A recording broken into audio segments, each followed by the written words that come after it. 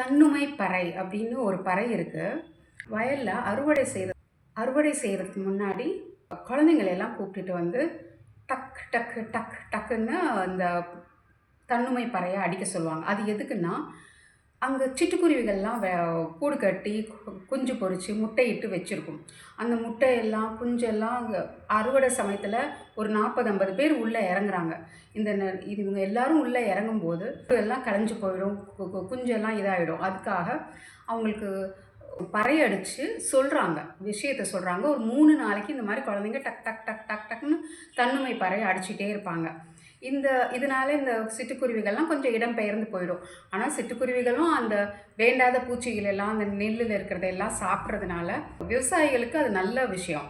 அடுத்து நாற்று நடுறதுக்கு திரும்ப அந்த குருவிகள்லாம் வேணுன்றதுக்காக ரொம்ப நல்ல கதிரெல்லாம் பிடுங்கி அழகாக ஒரு தோரணமாக கட்டி வாசலில் தொங்க விட்டுருப்பாங்க. அவங்க எல்லாம் சாப்பிட்றதுக்காக.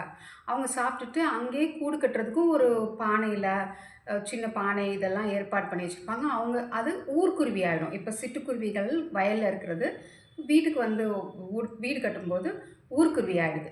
குருவிக்கு 2 பேர் வச்சுருக்காங்க தமிழர்கள். அதில் நம்மளுக்கு சுயநலமும் இருக்குது.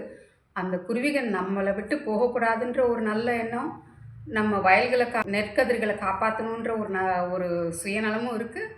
அந்த குருவி இக்கலாஜிக்கலாக இது வந்து அவங்களோட உயிரினமும் வாழணுன்ற ஒரு இதுவும் நம்மளோட தத்துவங்களில் இருக்குது.